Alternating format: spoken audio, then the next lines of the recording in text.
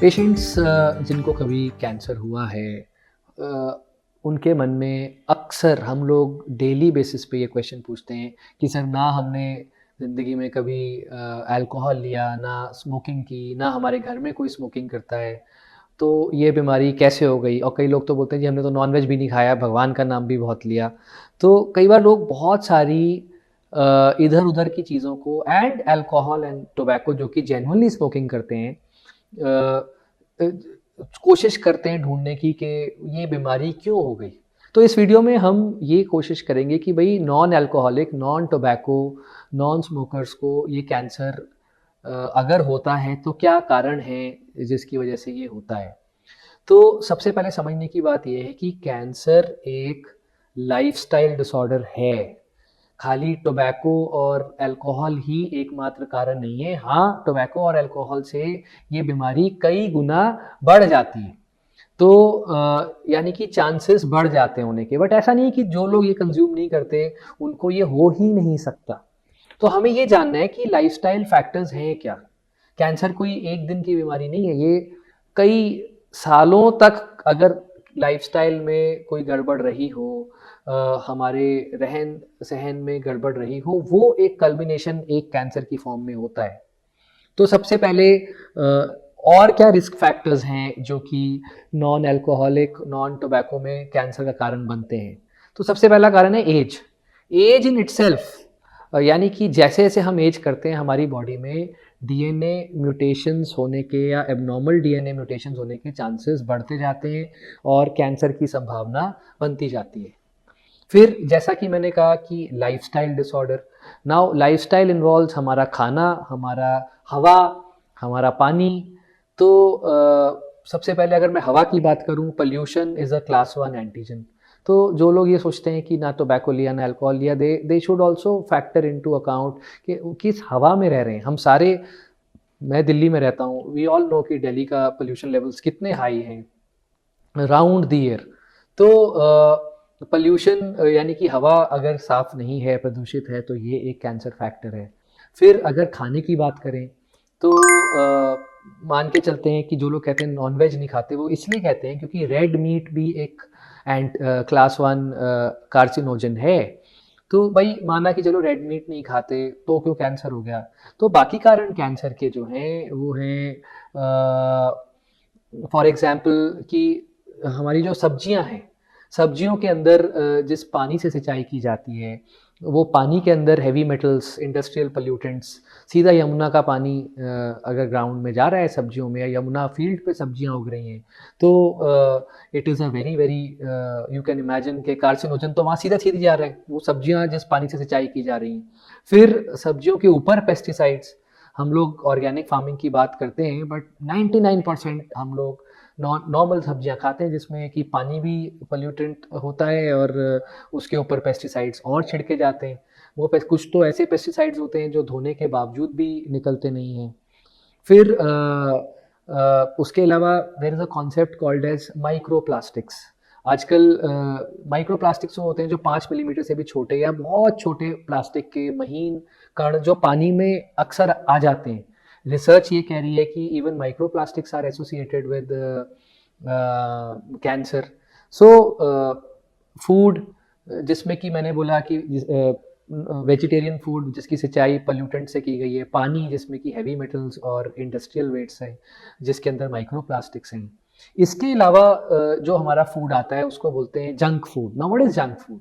Junk food is जो packets में है, जो खराब नहीं होगा फूड, इंडस्ट्रियल तरीके से, इंडस्ट्रियल ग्रेड तरीके से बनाया गया है, जो भी चीज़ आप शेल्फ से खोलते हैं खाते हैं वो सारा जंक फूड कहलाता है। अब जंक फूड से भी कैंसर की संभावना बढ़ती है। कैसे बढ़ती है? क्योंकि जंक फूड में सबसे पहले प्रिजर्वेटिव्स होते हैं, very high quantity of salt, sugar या चीज़ होता है।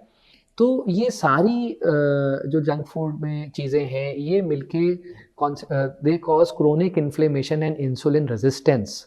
Chronic inflammation and insulin resistance causes obesity, and ये 3 फैक्टर इन इटसेल्फ काफ़ी हैं लंबे समय तक अगर कोई कंज्यूम कर रहा है कैंसर को पनपने के लिए। तो फ्रेश फूड उसमें प्रॉब्लम, जंक फूड या पैकेज्ड फूड उसमें प्रॉब्लम, पानी में प्रॉब्लम, हवा में प्रॉब्लम। इसके अलावा पर्सनल लैक ऑफ एक्सरसाइज। हम सब लोगों की जो लाइफस्टाइल है वो ऐसी है, इसमें exercise specifically cardiovascular exercise, body building वाली एक्सरसाइज की बात नहीं कर रहा हूँ, cardiovascular exercise, core muscle exercise, ये है ही नहीं। बहुत ही कम लोग इस टाइप की जीवन शैली रखते हैं। तो exercise is a protective thing against carcinogens. तो ये नहीं है। फॉरेन कंट्रीज़ में आप देखिए, यूरोप में या डेवलप्ड कंट्रीज़ में एक्सरसाइज वेदर एक्टिव और in the form of sports, ये बहुत ज़्यादा प्रचलित है। हमारे यहाँ पे कितने लोग स्पोर्ट्स खेलते होंगे, कितने लोग कॉन्शियसली, अगर कोई व्यक्ति मान लीजिए 45 साल का व्यक्ति है जो ऑफिस जा रहा है, वो क्या स्पोर्ट खेलता होगा या क्या एक्सरसाइज करता होगा। It becomes a luxury. हाउस वाइफ्स के लिए एक्सरसाइज करना एक बहुत मुश्किल काम है, बिकॉज हम लोगों की लाइफस्टाइल ऐसी हो गई है जिसमें एक्सरसाइज एक प्रायोरिटी नहीं है। इसके अलावा कुछ पॉसिबल रीजंस हैं जिन पे रिसर्च चल रहा है। फॉर एग्जांपल इलेक्ट्रोमैग्नेटिक रेडिएशंस, या इवन की सेल फोन टावर से जो रेडिएशन आता है, इसमें भी रिसर्च चल रहा है, बट पॉसिबल कार्सिनोजेंस की कैटेगरी में है। सेल फोन टावर्स की जो रेडिएशन है, इसको WHO ने पॉसिबल कार्सिनोजेंस में डाला हुआ है। पॉसिबल मतलब कि रिसर्च चाहिए, हो सकता है down the years conclusive proof आ जाए कि ये कैंसर कॉज करते हैं। इसके अलावा हमारी लाइफस्टाइल का एक बहुत बहुत बहुत बड़ा पार्ट है स्लीप।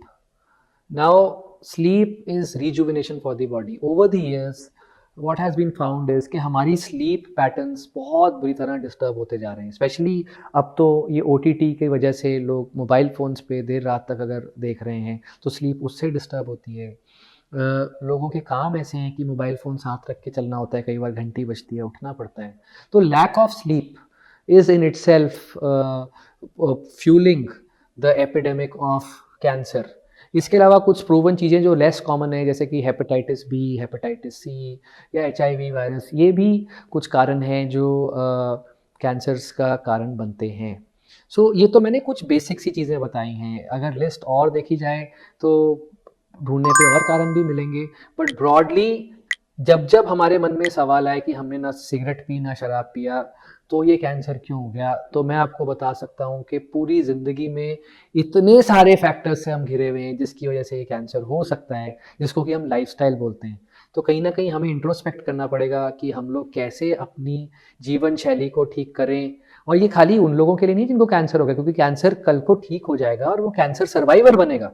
तो cancer survivors very importantly and उनके family members should consciously follow the tips. उसके लिए हमने अलग से वीडियोस बना रखेंगे, क्या टिप्स फॉलो करें कि ये कैंसर कभी ना हो। और जो चीज़ें मैंने बताई इन पे हमें ध्यान देना चाहिए कि कैसे इन चीज़ों को अलग करना चाहिए अपनी लाइफस्टाइल से, apart from smoking and alcohol, जो कि बहुत बहुत बहुत हानिकारक हैं। और विरोधाभास ये है कि हमारी लाइफस्टाइल में अल्कोहल और टोबैको का कंजम्पशन बढ़ता जा रहा है, यंग बच्चों में बढ़ता जा रहा है। अल्कोहल इतनी फ्रीली अवेलेबल है, और हर पार्टी पे, कहीं रेस्टोरेंट में जाइए तो बाय डिफ़ॉल्ट मोड किसी ना किसी फॉर्म में अल्कोहल मिल ही जाता है। टोबैको गली गली अवेलेबल है। तो इसके लिए गवर्नमेंट का एफर्ट चाहिए, हम सबके लिए अवेयरनेस चाहिए to know the healthy choices. Thank you. हम लोग इस टाइप के वीडियोस बनाते हैं ताकि हम लोग अवेयरनेस फैला पाएँ हम सब लोगों के बीच में। तो अगर आपको ये वीडियोस पसंद आते हैं तो हमारा मोटिवेशन बढ़ता है अगर आप हमारे चैनल को सब्सक्राइब करते हैं। आई वुड रिक्वेस्ट कि आपके सब्सक्रिप्शन से ये चैनल पॉपुलर होता है, तो please subscribe our channel, please share our videos and we are very eager to hear from you. आपके सारे कमेंट्स और फीडबैक्स को हम लोग बहुत सीरियसली लेते हैं, तो please don't hesitate to give your genuine feedbacks to us. Thank you.